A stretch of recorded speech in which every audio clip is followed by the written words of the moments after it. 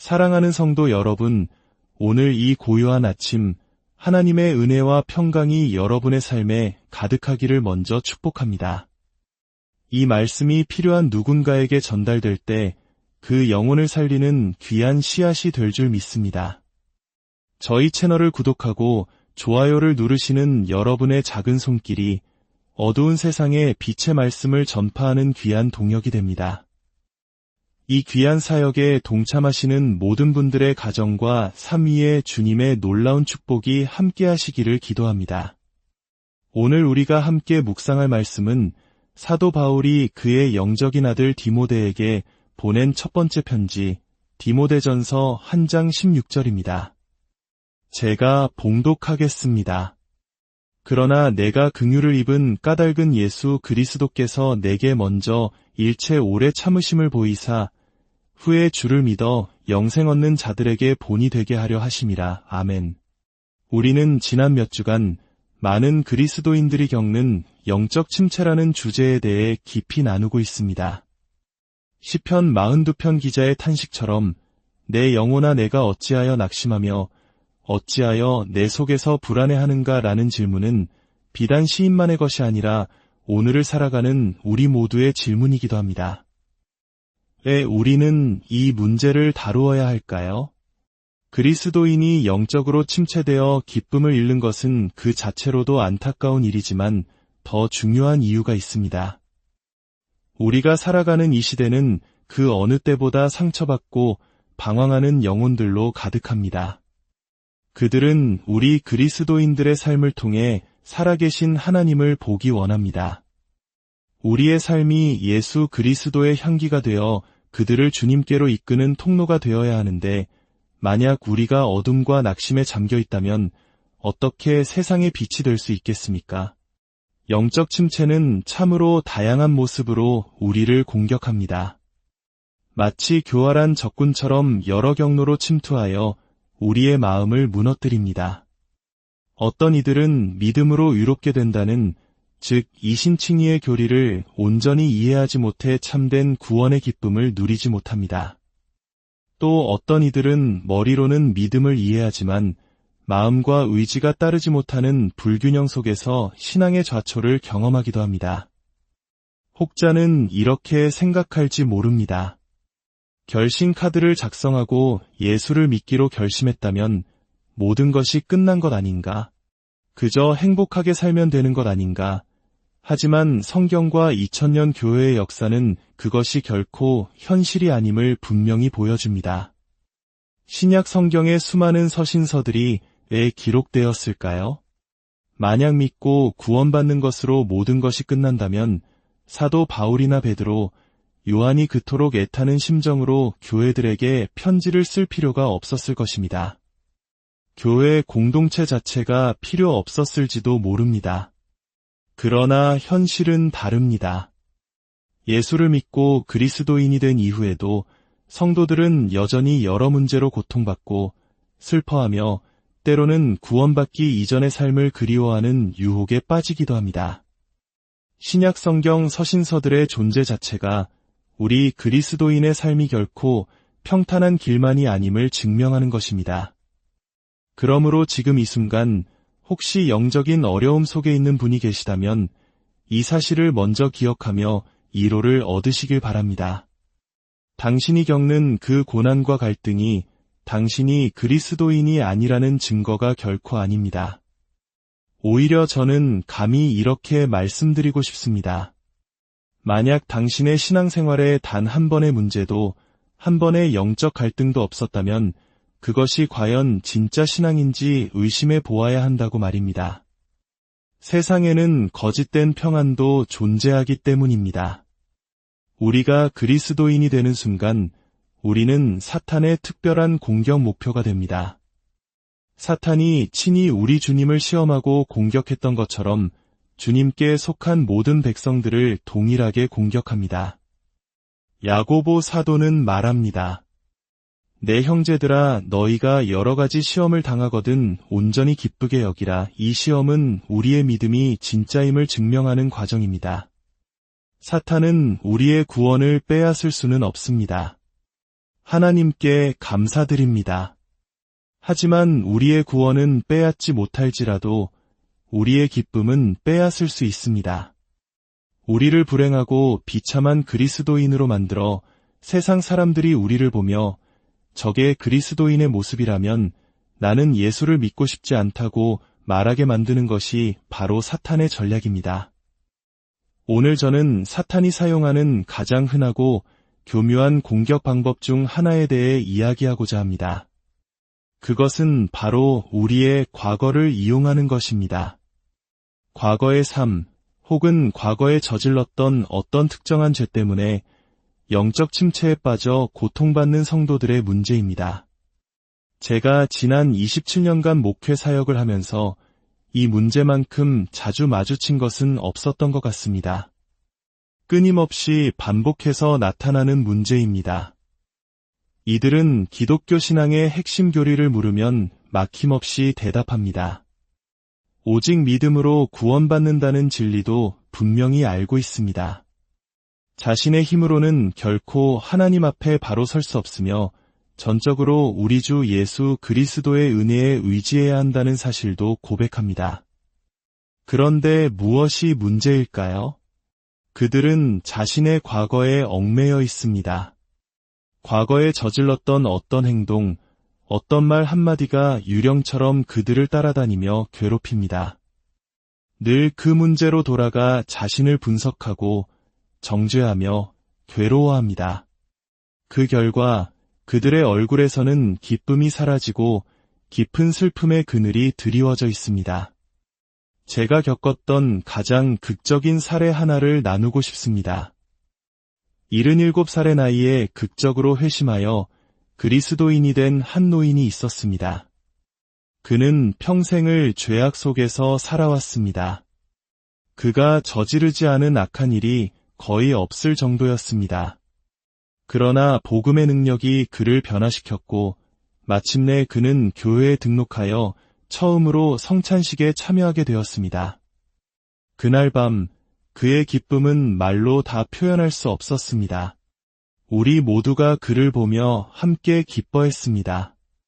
하지만 바로 다음날 아침 제가 잠에서 깨기도 전에 그 노인이 초라한 모습으로 저희 집을 찾아왔습니다. 그의 얼굴은 절망과 비참함으로 가득했고 주체할 수 없는 눈물을 흘리고 있었습니다. 전날 밤에 그 환한 기쁨과는 너무나도 대조적인 모습에 저는 깜짝 놀랐습니다. 간신히 그를 진정시키고 이유를 묻자 그는 이렇게 말했습니다.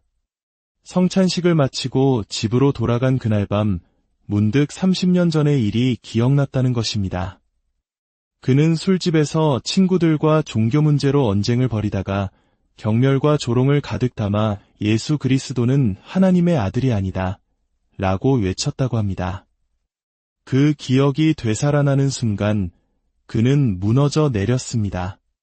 술 취하고 도박하고 부도덕하게 살았던 다른 모든 죄는 용서받을 수 있다고 믿었지만 하나님의 아들이신 구세주를 직접 모독했던 그 죄만큼은 결코 용서받을 수 없다고 생각한 것입니다.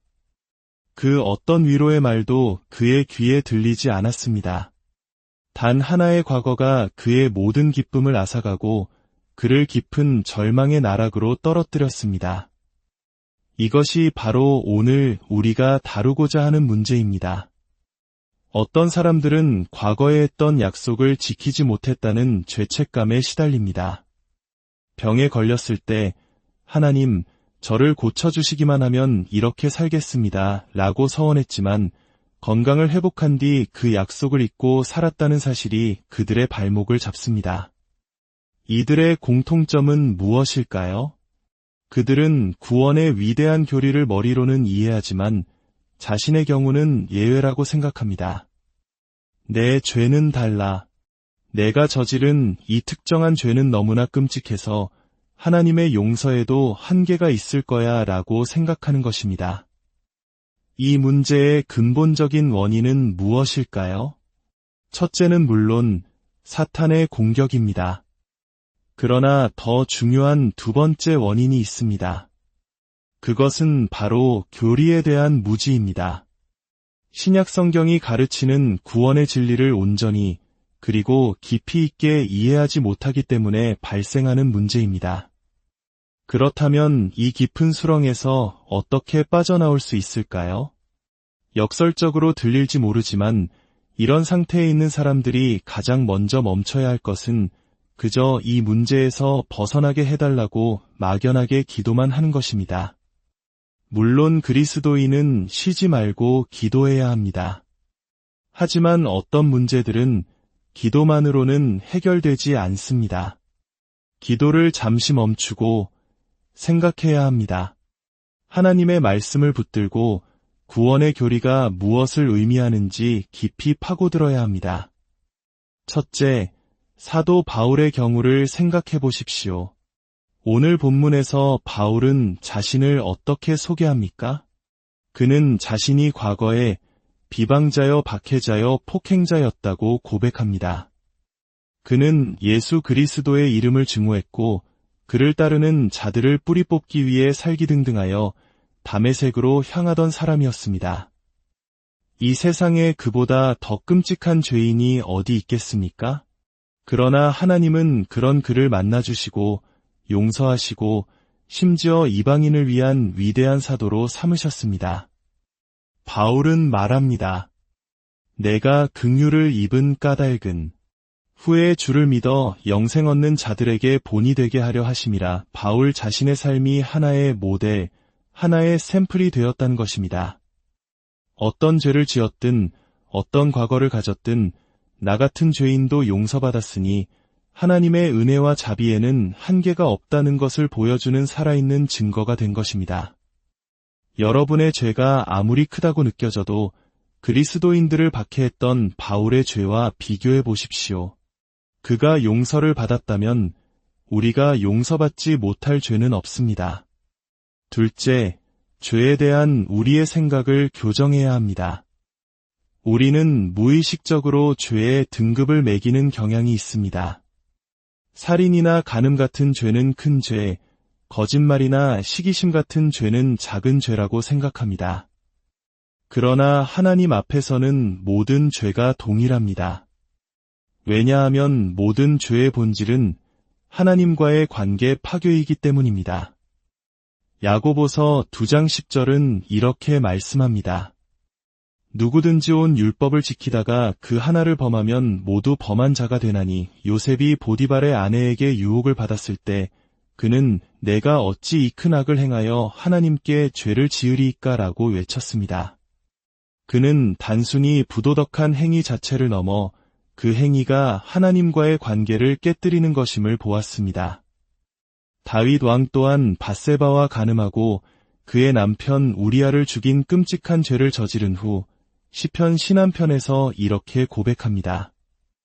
내가 주께만 범죄하여 주의 목전에 악을 행하였사오니 다른 사람에게 저지른 잘못을 가볍게 여기는 것이 아닙니다. 모든 죄의 궁극적인 대상이 바로 하나님이심을 깨달은 것입니다. 모든 죄의 뿌리는 결국 불신앙입니다. 그러니 더 이상 어떤 죄가 더 크고 작은지를 비교하지 마십시오. 셋째, 하나님의 말씀을 있는 그대로 믿어야 합니다. 과거의 죄 때문에 고통받는 당신의 진짜 문제는 과거에 저지른 그 죄가 아니라 지금 이 순간 하나님의 말씀을 믿지 않는 불신앙의 죄입니다. 요한일서 1장 9절은 우리에게 놀라운 약속을 주십니다. 만일 우리가 우리 죄를 자백하면 그는 미쁘시고 위로우사 우리 죄를 사하시며 우리를 모든 불의에서 깨끗하게 하실 것이요. 이 말씀에 어떤 조건이나 예외 조항이 있습니까? 이런 죄는 제외하고라는 말이 있습니까? 없습니다. 모든 불의에서 라고 약속하셨습니다. 그런데도 당신이 계속 과거의 한 가지 죄에 매여 있다면 당신은 하나님의 이 약속을 믿지 않고 있는 것입니다. 사도 베드로가 옥상에서 기도할 때 보았던 환상을 기억하십니까? 하늘에서 큰 보자기 하나가 내려오는데 그 안에는 율법이 부정하다고 규정한 온갖 짐승들이 가득했습니다. 하나님께서 베드로야 일어나 잡아먹어라 라고 말씀하셨을 때 베드로는 주여 그럴 수 없나이다 속되고 깨끗하지 아니한 것을 내가 결코 먹지 아니하였나이다 라고 대답했습니다. 그때 하늘에서 두 번째 소리가 들려왔습니다. 하나님께서 깨끗하게 하신 것을 내가 속되다 하지 말라. 사랑하는 성도 여러분, 이 음성은 오늘 당신에게 하시는 말씀입니다. 하나님께서 그의 독생자 예수 그리스도의 보혈로 깨끗하게 하신 당신의 과거를 당신 스스로 더럽다고 정죄하지 마십시오. 예수 그리스도의 피는 우리를 모든 죄에서 깨끗하게 하십니다. 이 말씀을 믿으십시오. 더 이상 기도만 하지 말고 하나님의 말씀을 붙잡고 선포하십시오. 넷째, 십자가 위에서 주님이 하신 일을 온전히 이해해야 합니다. 주님은 십자가 위에서 숨을 거두시기 전 다 이루었다고 외치셨습니다. 무엇을 다 이루셨다는 것입니까? 우리의 모든 죄값을 치르는 일을 완성하셨다는 의미입니다. 과거의 죄, 현재의 죄, 그리고 우리가 미래에 지을 모든 죄까지도 그 십자가 위에서 단번에 영원히 해결하셨습니다. 주님은 다시 십자가를 지실 필요가 없습니다. 모든 것이 끝났습니다. 우리의 모든 죄는 짙은 구름처럼 사라졌고 하나님은 그것을 다시는 기억하지 않으십니다. 마지막으로 우리가 그리스도 안에서 어떤 존재가 되었는지 깨달아야 합니다. 이것이 구원교리의 정점입니다. 구원은 단순히 죄를 용서받는 것에서 그치지 않습니다. 구원은 그리스도와의 연합입니다. 우리는 그리스도와 함께 십자가에 못 박혔고 그와 함께 장사되었으며 그와 함께 다시 살아나 하늘에 안치운 바 되었습니다. 옛 사람은 죽었습니다. 이제 우리는 그리스도 안에서 새로운 피조물입니다. 그러므로 우리는 결코 우리의 과거를 돌아보며 낙심해서는 안 됩니다. 만약 우리가 과거를 돌아본다면 그것은 오직 사도 바울처럼 하나님의 그 크신 은혜를 찬양하고 증거하기 위함이어야 합니다. 바울은 자신의 끔찍했던 과거를 떠올리며 구석에 앉아 나는 자격이 없어라고 좌절하지 않았습니다.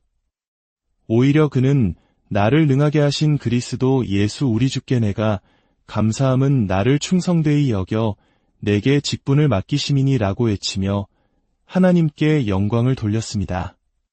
과거를 돌아볼 때 우울해진다면 당신은 사탄의 거짓말을 듣고 있는 것입니다. 그러나 과거를 돌아보며 그것이 바로 나였습니다.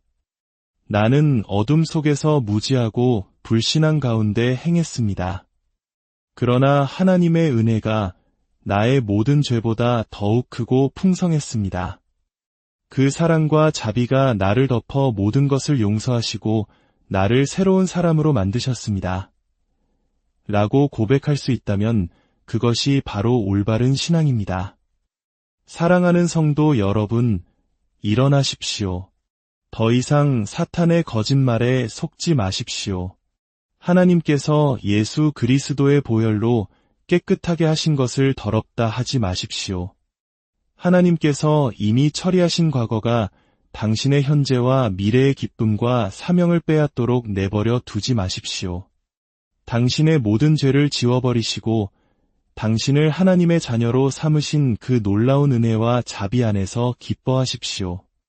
우리 주 예수 그리스도의 은혜와 평강이 당신의 모든 과거를 덮고 당신을 새롭게 하시는 그 놀라운 사랑이 오늘 여러분 모두와 함께하기를 간절히 축원합니다.